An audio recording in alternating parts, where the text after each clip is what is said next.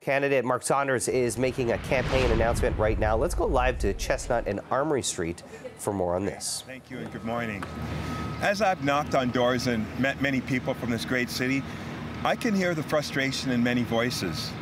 Every year we're asked to pay more and more. More taxes, more fees, more for everything.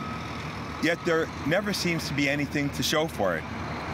The city can't seem to deliver the basic services like keeping people safe and building more homes.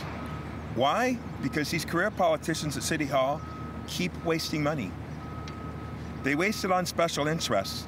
They waste it on non-priority areas like bike lanes. They waste it on pet projects like downtown art centers. And there's no accountability to the taxpayers for being wasteful and careless with their money. As of March, the City Auditor General has said that there are 338 outstanding recommendations not yet addressed. And some high priority recommendations have been kept open for over 5 years. Can you imagine if your phone or power company left your service request over 5 years? Enough is enough. Taxpayers expect better. Every wasted dollar is a dollar that can be used to deliver essential service. It's a dollar that can be used to help people who are vulnerable. Just think of how many mental health workers we could hire with that $100 million that is being spent on bike lanes, or the $400 million to facelift the St. Lawrence Centre for the Arts. As mayor, I will restore the taxpayers' dollars by never voting for a property hike greater than the rate of inflation, to make sure that life is affordable for all of us. Stop wasting money by revisiting the funding formula for City Hall's pet projects like bike lanes and downtown art centers. This is money that could be better used for urgent priorities like crime reduction, housing, and mental health. Require all new pilot projects to have a funding set aside for winding down if they are not going to become permanent. Working with the city manager to find efficiencies like reducing duplication across city departments, like centralizing IT services. Stop the bottleneck and make better decisions faster. There are 72 visions, plans, and strategies listed on the city's website, and it doesn't include any of the divisional's strategic plan. There is a skateboard strategy, a Toronto nightlife action plan, a pollinator project plan, a walking strategy, 72 of these. How much did each one of these cost? We need to stop thinking about the new pet projects and move forward. As mayor, I will also show respect to the city's Auditor General, who plays an important role in protecting taxpayers. I will meet with the Auditor General right away to get a full briefing on why her recommendations haven't been addressed and its impacts. Start developing a plan to ensure those recommendations are finally taken seriously by City Hall, and work with the province to continue funding for audit and accountability functions for cities like Toronto. I want to be clear, this is not about the city spending less. This is about the city spending smarter. I believe well-run services must be at the heart of local government.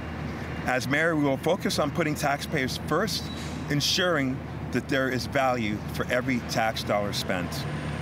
Let's protect Toronto's future together. Thank you. Question for you with regards to the $1.5 billion debt currently held by the city. Last night that seemed to be the highlight of the debate of the Daily Bread Food Bank. Your thoughts on that and how to work around that? Well, first off, affordability is something that is key and critical, and knocking on doors, that is something that people speak about. First, they speak about public safety, but then secondly, it's about the future and where are we going to be going. Toronto is becoming too expensive. So making sure that we spend properly and making sure that we are dealing with community at a local level. Right now, a lot of projects that are costing millions of dollars are politically led.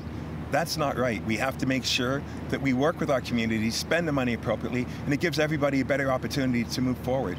And more importantly, it's working with all three levels of government. There needs to be a strong relationship. The City of Toronto can't do it alone. Will you commit to going line by line through the budget to get rid of all the waste? Well, I've said right from the start, as soon as I get in, I will be doing a detailed look at this budget to see where it is. There are a lot of questions that need to be answered, and in order for me to execute my plan, I have to look at where the waste is going, stop that right away, and put those funds back to who pays for it, and that's the taxpayers.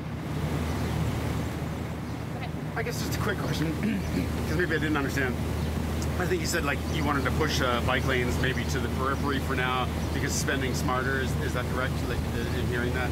It's about spending smarter. It's about leadership. It's about prioritizing what the most important needs are across the city. So I mean, I heard that right. But I mean, as you know, I think for many people, like you know, housing costs and grocery costs, and certainly buying a car and even public transit costs have increased to a point where they become unaffordable for some people. For some, a bike is the only way that they got to get around. So, I mean, what do you say to those people? Well, I say, listen, as government, our role has to define affordability. It comes from many strands. It could be just affordability, not being able to fill your car with gas, or not being able to buy groceries, or not being able to provide rent for that month. City government's responsibility is to create that environment to make those things happen. And when we're wasting money and putting it in the wrong direction, we're doing a disservice to the taxpayers. There's nothing wrong with riding a bike, and there's nothing wrong with bike lanes. It's about doing it right. I've been very clear on that. And in order to do it right, it involves community consultation. Our small businesses are leaving the city. They're having problems right now, and a lot of those reasons are because city government is making improper decisions, and they're not dealing with communities first. They're just pushing things into place without having that proper consultation. We've been listening to mayoral candidate Mark Saunders on the campaign trail today, making a campaign announcement, talking about his plans for the future of the city's finances, specifically a plan to end some of the waste and careless spending on taxpayers' dollars. He pledges to not vote for a property tax hike higher than the rate of inflation, and also put an end to stop funding some of these so-called pet projects, including a $400 million facelift to the St. Lawrence Center.